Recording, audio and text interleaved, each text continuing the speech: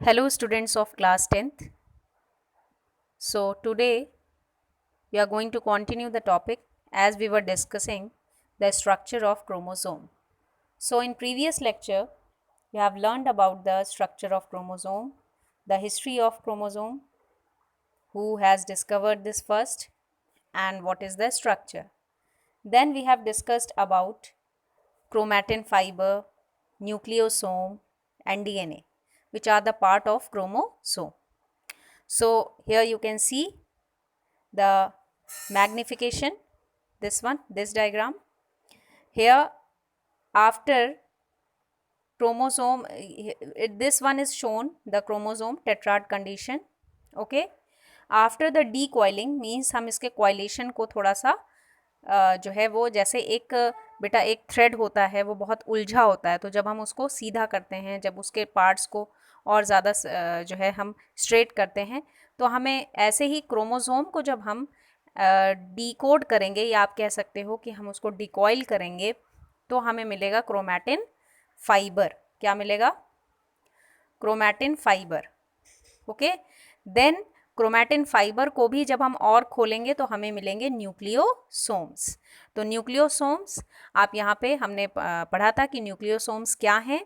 8 protein molecules, 8 histone protein molecules का core होता है जो डीएनए को रैप किए रहता है, डीएनए को कवर किए रहता है. That is called nucleosome. Okay, so then after that nucleosome को भी जब हम डिकॉइल करेंगे तो हमें क्या मिल जाएगा? डीएनए. हमें क्या मिल जाएगा? DNA. Okay, so like this we can you can say कि वी कैन डिकोड कि कैसे क्रोमोसोम डिफरेंट डिफरेंट पार्ट से मिलके बना है.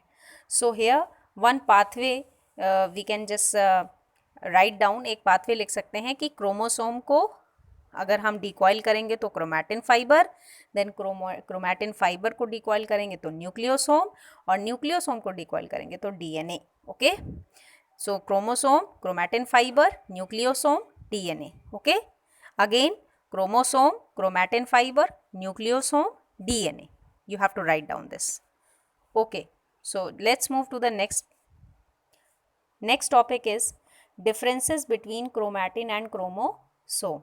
Differences between chromatin and chromosome.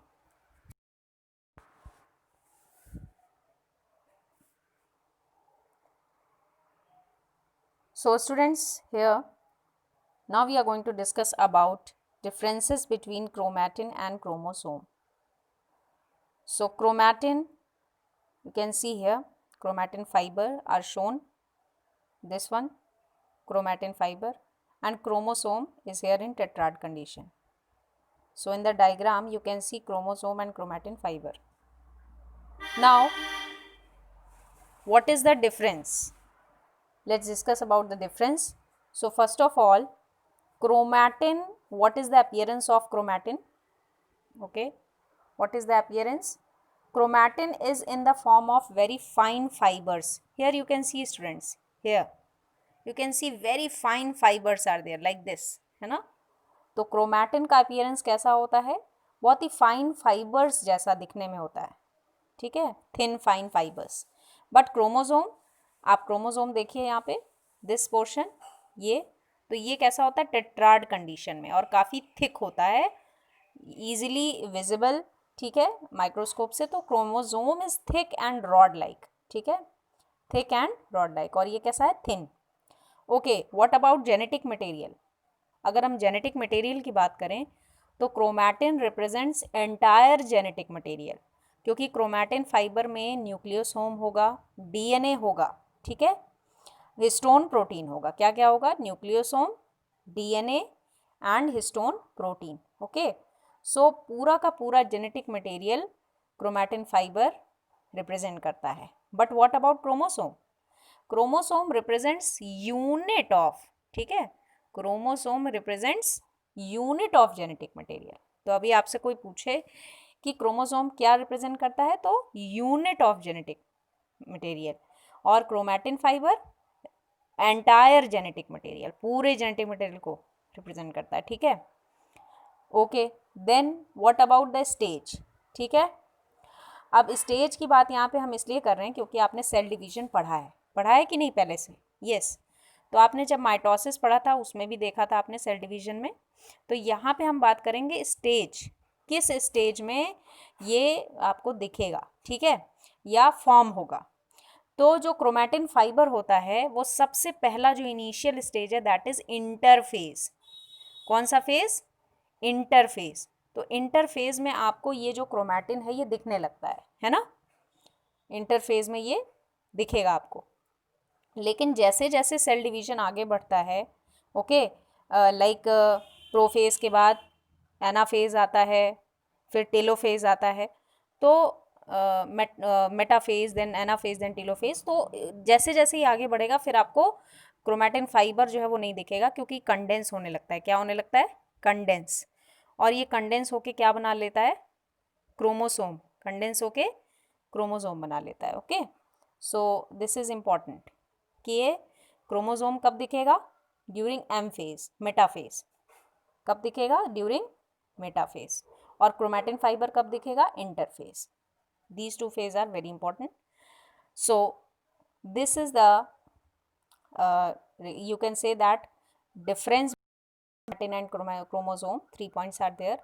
So आप इसको जो है बहुत अच्छे से समझिए बिकॉज एग्जाम में आपको डिफ्रेंशिएट करने को आ सकता है। Okay, so now let's discuss about DNA। किसके बारे में डिस्कस करेंगे? DNA।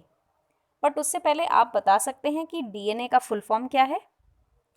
यस, बहुत ही इजी है और हम लोगों ने पढ़ा भी है 9th में। तो DNA stands for deoxy, you can note down, it is very important. Deoxy, बहुत बच्चे गलत लिख देते हैं, बोर्ड एग्जाम में आता है, इसलिए आपको ये लर्न करना ज़रूरी है।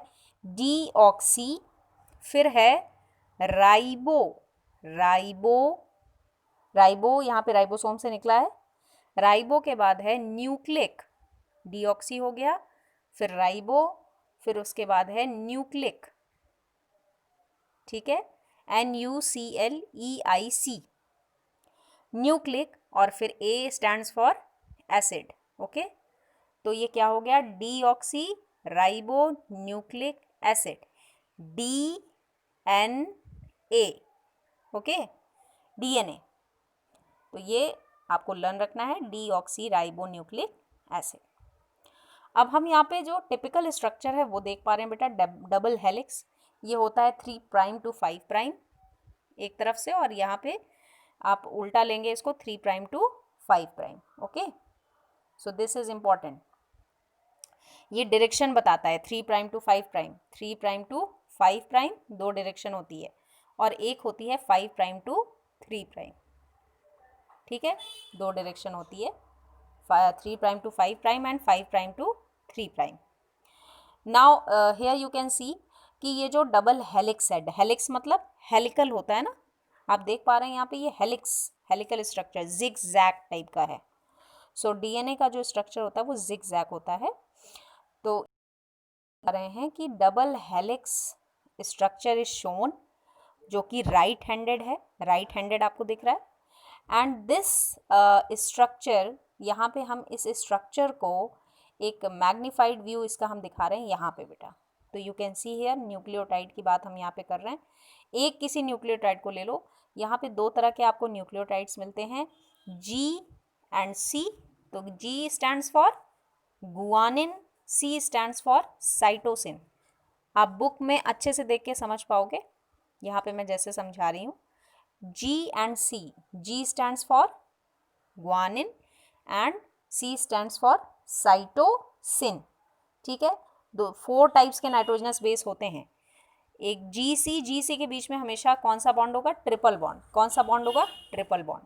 ओके, और फिर दूसरा होता है A और G के बीच में। किसके बीच में? A और, आप यहाँ पे देख पा रहे हैं, सॉरी G नहीं, यहाँ पे है A और T के बीच में, A और T के बीच में। प्यूरिन एंड पिरिमिडीन कहते हैं, जब हम आगे 11th में जाएंगे तो और अच्छे से पढ़ेंगे इसके बारे में।